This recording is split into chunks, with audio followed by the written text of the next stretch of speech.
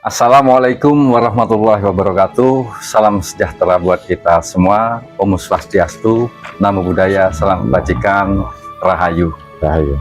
Pada kesempatan kali ini, tentunya saya tidak sendirian. Saya sudah ditemani oleh seorang tokoh budaya sekaligus sebagai tokoh adat di Desa Biting, Kecamatan Arjasa, Kabupaten Jember, yang beliau biasanya dipanggil dengan nama Cak Sid. Nah, itu ya Cak Sid. Ya, betul. Ini baru pertama kali saya sebagai penyuluh KUA Kecamatan Arjasa akan mengulas sesuatu yang tentunya hal ini berkaitan dengan sebuah hubungan atau korelasi antara budaya dan agama. Nah, simak sampai video ini habis. Baiklah, para pemirsa, di sini saya sudah bersama Cak Sid. Beliau sebagai budayawan sekaligus sebagai pelaku budaya di Desa Biting, Kecamatan Arjasa, Kabupaten Jember. Saya akan mempertanyakan beberapa hal yang pada saat ini marak sekali Kementerian Agama untuk melestarikan budaya dalam sebuah sistem, entah mengapa itu. Maka akan saya tanyakan beberapa pertanyaan untuk Cak Sid. Yang pertama, Cak Sid, silakan diperkenalkan dulu namanya. Ya, Assalamualaikum warahmatullahi wabarakatuh. Salam sejahtera, Om Swastiastu, Namo Buddhaya, Salam Kebajikan, Rahayu. Perkenalkan, saya bisa dikatakan wong desa, ya. Jadi bukan orang kota, teman-teman, karena saya berada di desa.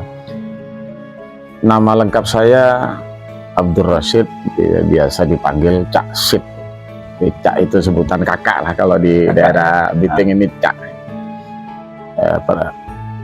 Padanannya sama dengan Kang atau Mas. Gitu. Nah, kebetulan saya di sini di desa kami memang estafet dari leluhur, bergerak sebagai pelaku budaya istilahnya.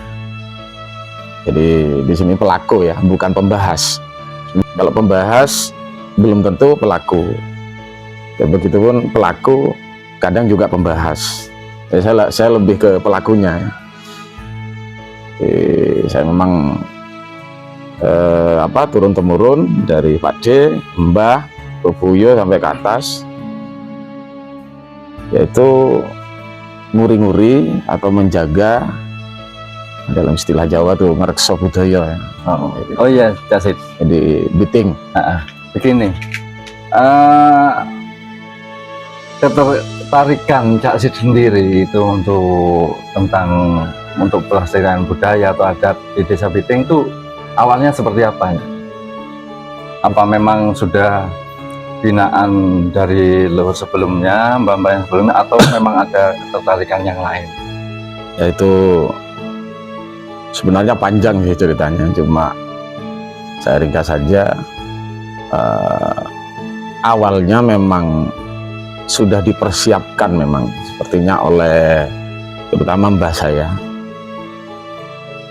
Pertama, pengaruh dari istilahnya kalau zaman sekarang alam bawah sadar ya. Yeah. Ya, alam bawah sadar. Jadi saya sejak kecil, masa kecil saya kan kumpul sama mbah. Tiap malam itu mbah selalu dongeng kan. Dongeng sebelum tidur itu kan dulu tahun 80-an di Biting itu masih ada. Didongengi sembarang kalir istilahnya. Didongengi cerita-cerita, dongeng-dongeng kerajaan sembarang.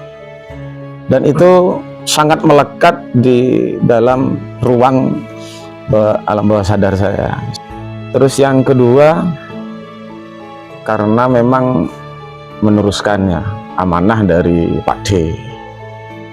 Itu kegiatan budaya atau ritual-ritual yang ada di Biting.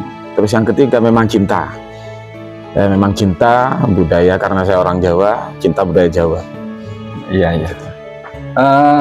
Begini ya, selanjutnya ini kan saya dengar, saya lihat dari media sosial sepertinya sudah sering muncul, bahkan kemarin sempat diundang oleh Bupati Jember ya, Ya, di acara apa itu, Ruatan. ya, Ruatan Bumi Jember. Bumi Jember itu, dan juga banyak dari Dinas Pariwisata juga sudah Ya. mengenal Cak Sid. Sebenarnya Cak Sid ini, mohon maaf ya, Cid, Ya. sebenarnya apakah memang lulusan dari sastrawan atau seperti apa? Ya itu tadi, maka saya itu bukan orang akademis ya. Makanya saya tadi bilang saya hanya pelaku budaya.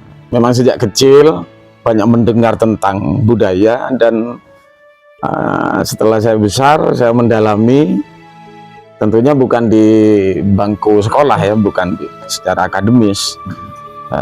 Istilahnya tradisional, saya banyak mewarisi dari leluhur, dan ditambah lagi saya dulu pernah ngalami ngelono kemana-mana ya, ke Jawa Tengah, ke Jawa Barat, ke Madura. Dari pengalaman bertemu dengan bermacam-macam pelaku budaya di situ, Ya. itu yang menambah secara pengetahuan di situ ya. Baik, Cak Sid, untuk budaya Biting sendiri, di budaya Biting kan ada adat seperti cara ruatan, kemudian istilah kayak nyanteng padi. Apakah sama dengan daerah-daerah desa lain di wilayah Kalimantan? Oh ya, sebenarnya apa budaya-budaya atau tradisi-tradisi selama masih ada di Pulau Jawa, akarnya memang satu ya, akarnya cuma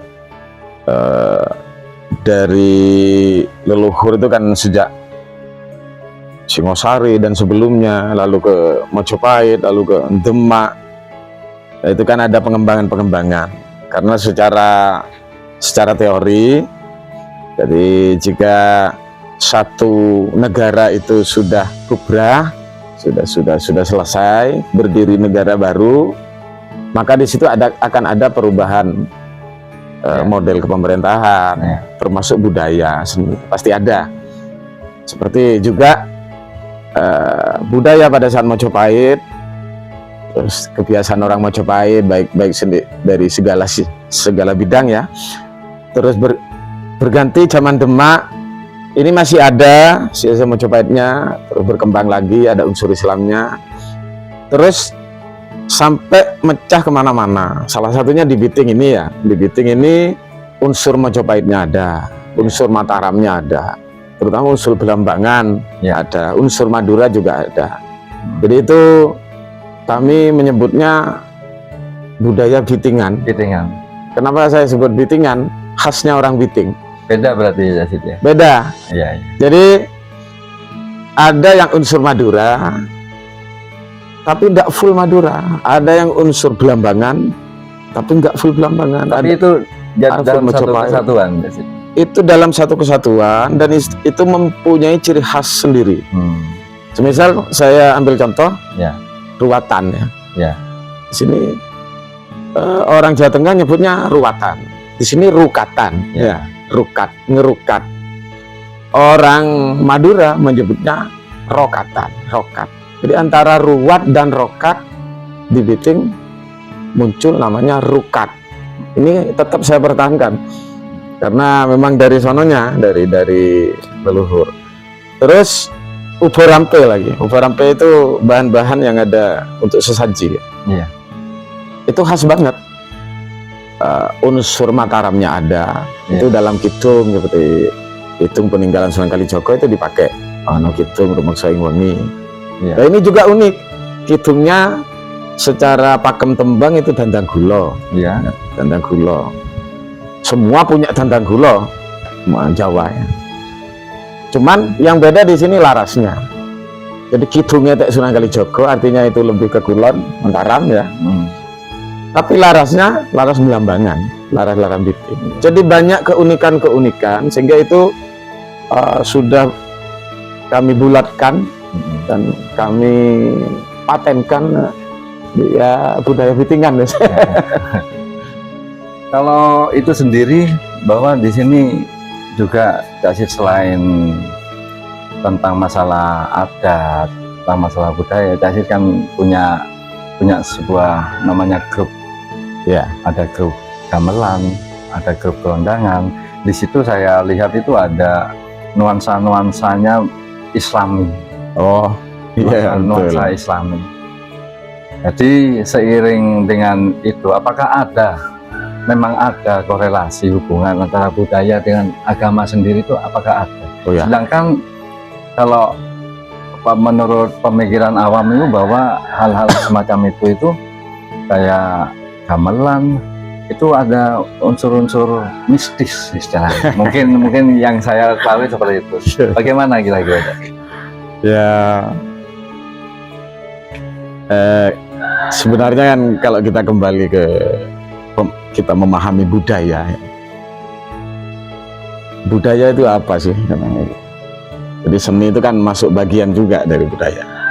Sebab budaya itu kan serapan dari bahasa Jawa, dari budaya atau budaya. Nah, makanya hasil dari budaya itu disebut kabudayan, gitu. Atau dalam bahasa Indonesianya kebudayaan. Jadi budaya itu sebenarnya dari kata budi. Itu banyak ya yang memahami budaya itu dari pemanggi dulur-dulur itu beda-beda. Kalau saya lebih tepatnya budi itu kan akalnya, budi. Terus bahasa Jawa itu ada istilah jarwodoso. Jarwodoso itu kalau zaman sekarang itu singkatan. Kalau menurut saya budaya itu gabungan dari budi dan doyo. Budi itu kekuatan akal, ya. Jadi akal ya. Doyo itu ya, daya atau kekuatan.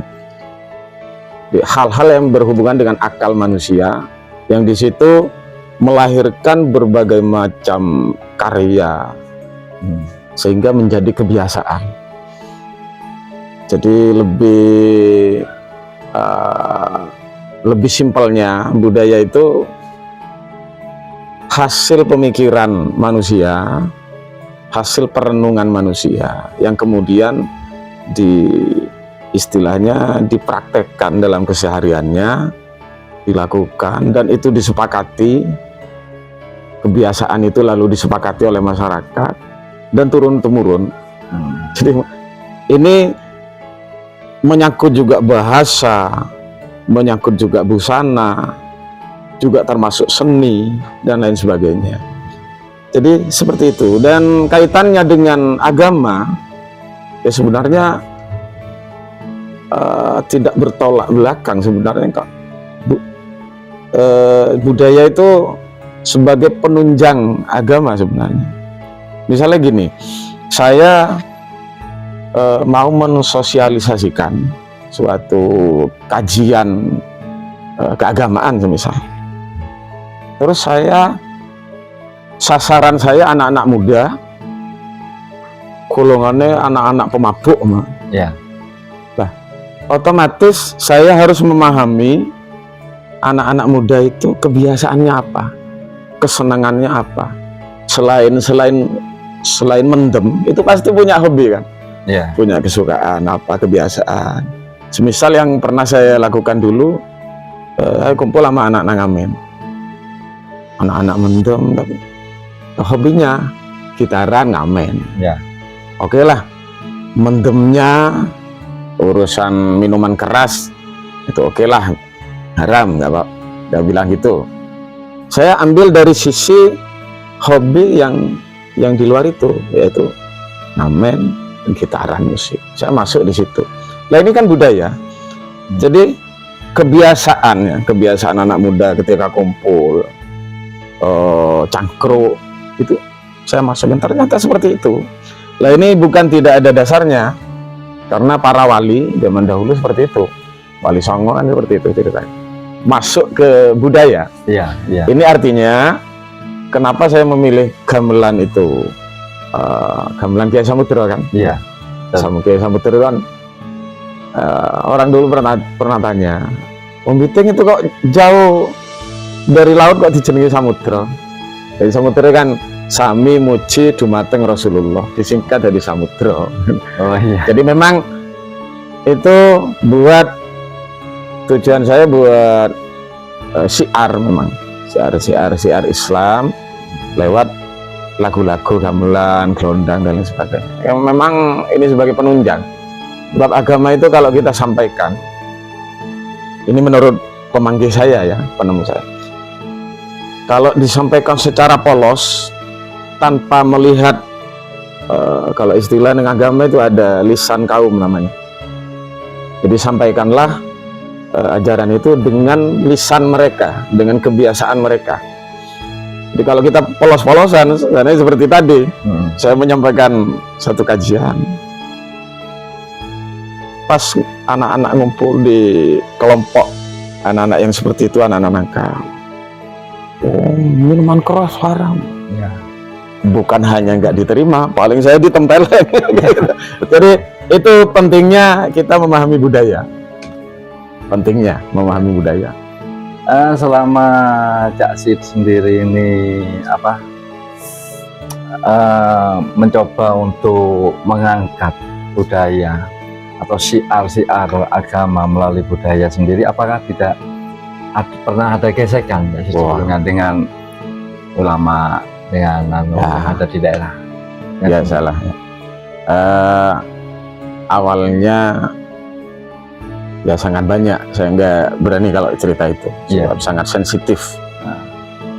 Kalau sekarang gimana sih? Apakah sudah menerima dengan Ya alhamdulillah. Terutama yang gamelan Kiai Samudra ini, dulu memang sempat dicap miring lah istilahnya. Soalnya kan kita memang mengenalkan budaya Jawa, mulai dari busana, terus dari laras, terus dari kesenian, dan juga ritualnya. Ya. Jadi kami awalnya hampir putus asa, tapi alhamdulillah tak pikir-pikir lagi. Karena dulu awalnya banyak bulian, ya terutama yang dianggap hal-hal yang tidak selaras dengan agama.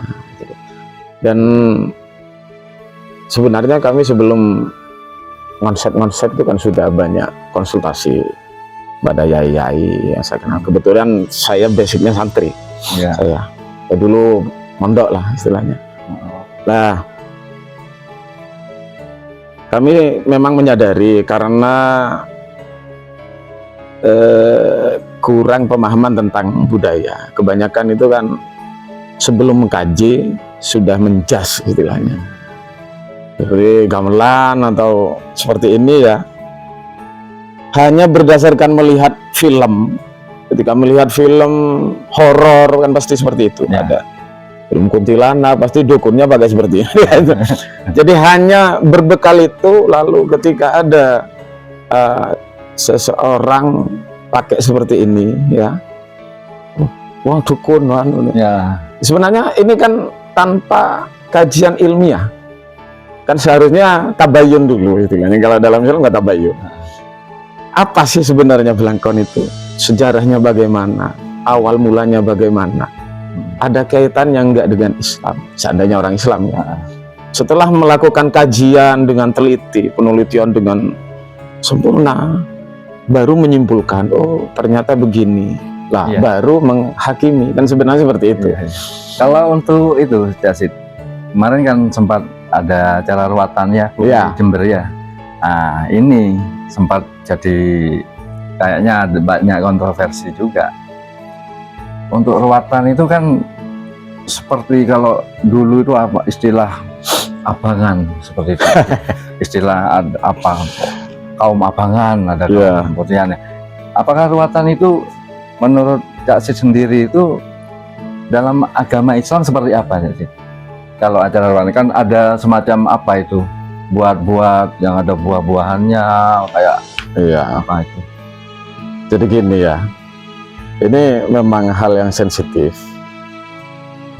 sebab menjadi hal yang salah kaprah ketika kita mencampur aduk antara agama dan budaya.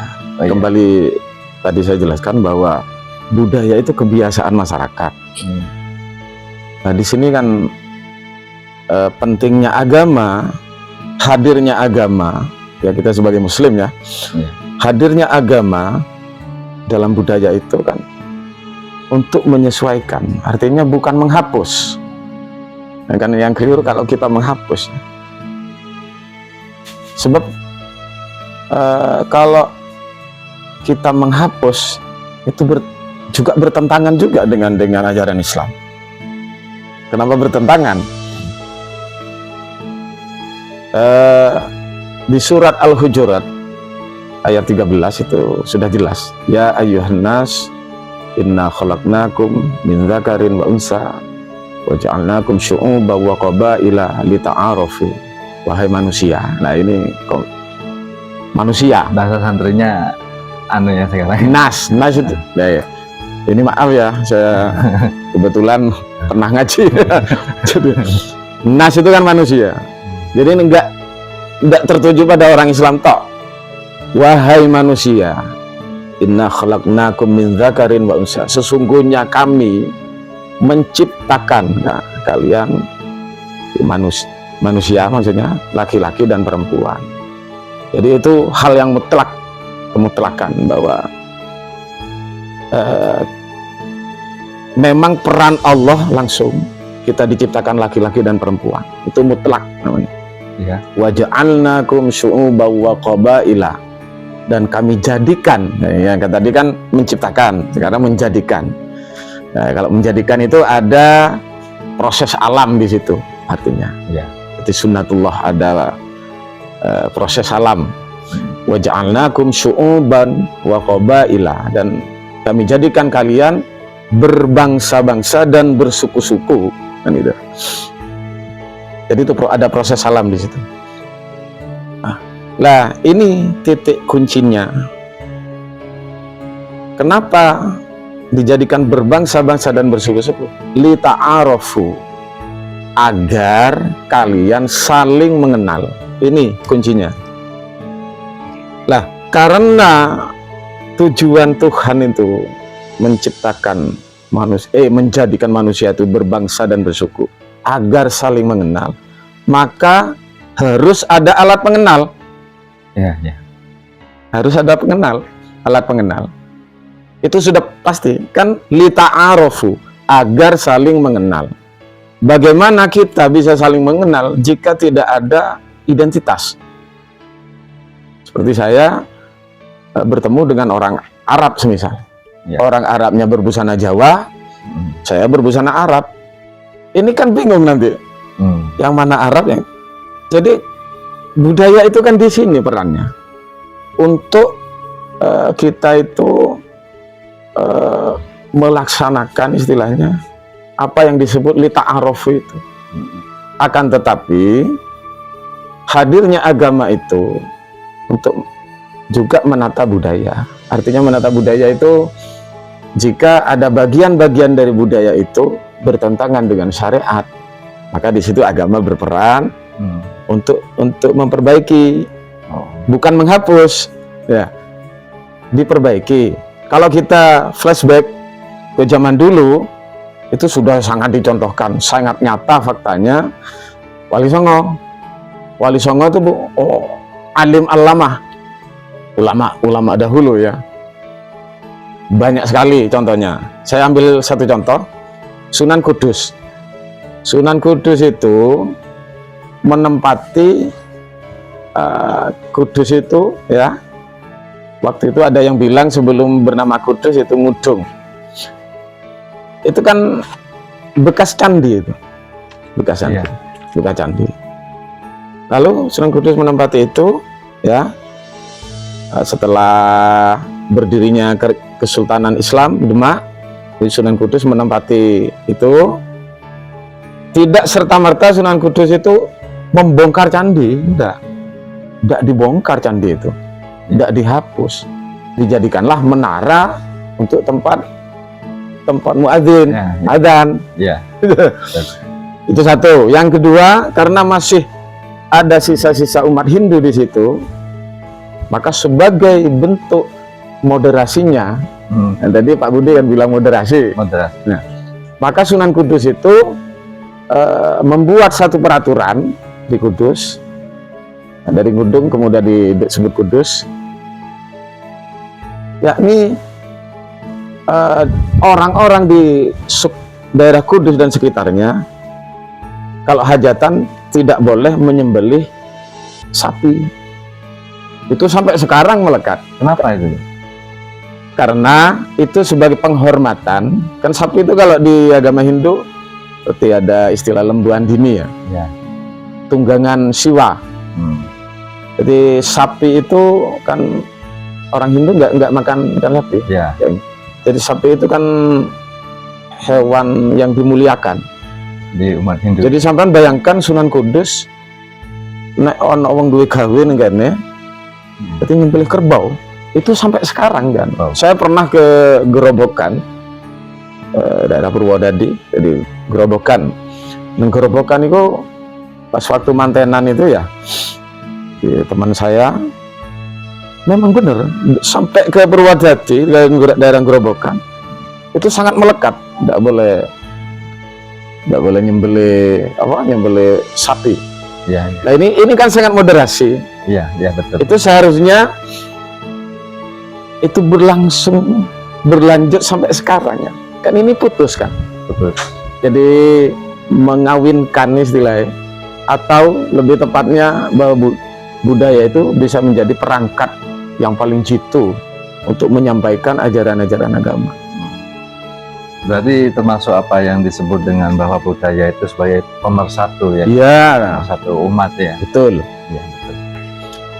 Tadi Pak Budi bilang budaya itu sangat jitu untuk pemersatu umat. Iya. Umat beragama kan itu. Iya. Ini penting saya sampaikan bahwa dahulu itu leluhur kita itu kalau dalam hal moderasi beragama itu sangat jitu. Salah satunya itu yang sangat terkenal itu Sultan Agung. Sultan Agung kan raja-raja Mataram itu gelarnya Sayyidin Panotogomo. Jadi Khalifatullah Sayyidin Panotogomo. Jadi itu satu gelar untuk menata agama. Jadi, waktu itu Sultan Agung itu sangat cerdas untuk menyatukan dalam arti kerukunan umat beragama. Kalau kita lihat peninggalan Wali Songo yang paling nyata ya, itu penyempurnaannya, pengembangannya kan zaman Mataram. Cikal bakalnya dari Wali Songo, wayang kulit. Jadi orang Jawa itu kalau melihat orang Jawa kalau nonton wayang kulit itu lintas agama. Iya. Wayang kulit itu kan babon ceritanya kan Hindu. Babon ceritanya Hindu. Mahabharata. Zaman Wali Songo terjadi perubahan. Nah, semisal kalau Mahabharata, Pandawa itu kan 5 orang bersaudara, istrinya itu satu. Dewi Drupadi. Nah, zaman Demak itu ada perubahan karena dalam ajaran Islam kan nggak ada. Tidak. 5 apa istilahnya? Poliandri ya. Poliandri. Jadi ada perubahan di situ. Jadi yang Drupadi itu istrinya yang Barep untuk Dewa. Terus masuklah ajaran Islam poligami. Nah. Yang Bima ini istrinya lebih dari 1. Arjuna juga gitu. Tapi itu dikemas sedemikian indah tanpa menghilangkan budaya Hindu, budaya Buddha, budaya Jawa, dikemas jadi satu ya. Sehingga masyarakat Jawa yang baik yang umat Hindu, umat Islam ya, umat Buddha, ketika melihat wayang kulit mereka sama-sama memiliki. Gak enak sing tukaran. Sama-sama merasa. Jadi itu bahwa salah satu pemersatu. Bukti bahwa budaya dan seni itu sangat jitu untuk menjadi pemersatu umat, kerukunan umat.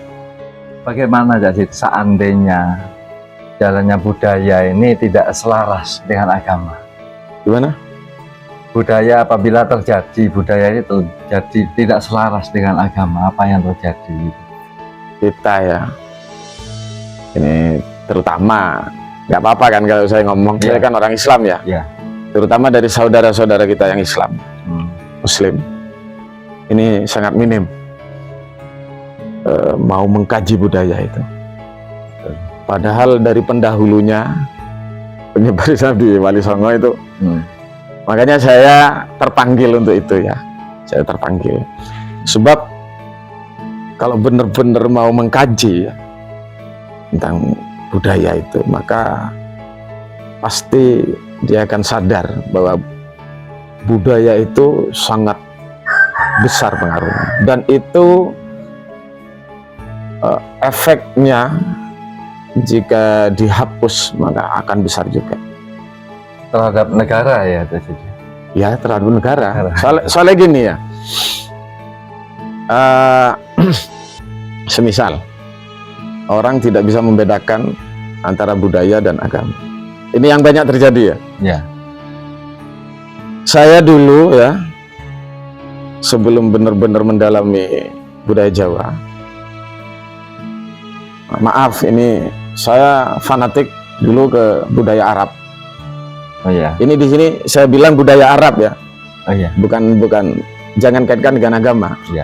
Sebab Arab itu juga suku. Sama dengan Jawa ini suku. Nah, kembali ke tadi, wa ja'alnakum syu'uban wa qabaila lita'arafu. Jadi agar saling mengenal. Kan harusnya orang Jawa setelah mengenali budaya Jawanya, lalu mencoba mengenali budaya suku lain seperti Arab semisal. Dan bagian dari budaya-budaya Arab itu seperti nyanyian, terus kebiasaan-kebiasaan mereka, terus bagaimana mereka bergaul, bagaimana mereka bersastra, bagaimana mereka berpakaian, model-modelnya kan gitu. Itu kan bagian dari budaya. Memang ada yang selaras dengan Islam, ada yang tidak. Itu budaya Arab ya.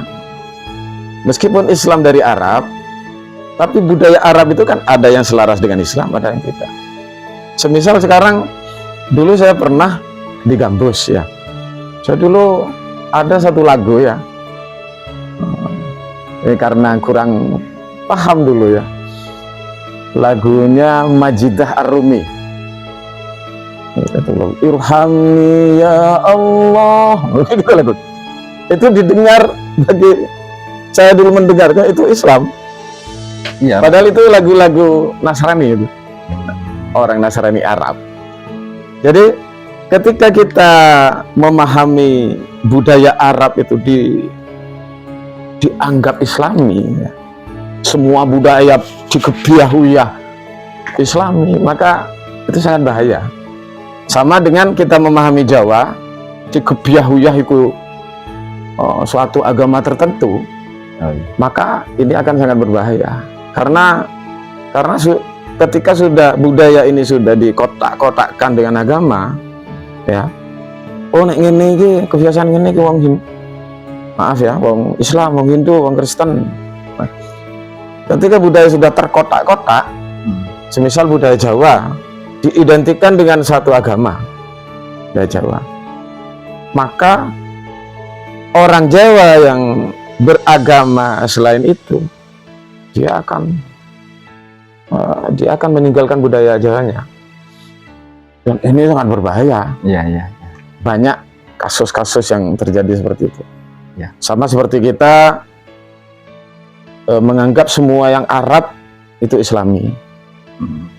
Padahal di Arab sendiri kan ya nggak usah jauh-jauh, lagu ya, lagu. Terus pernyataan Gusti Kanjeng Nabi, cintai Arab karena 3 kan gitu. 1 karena aku orang Arab,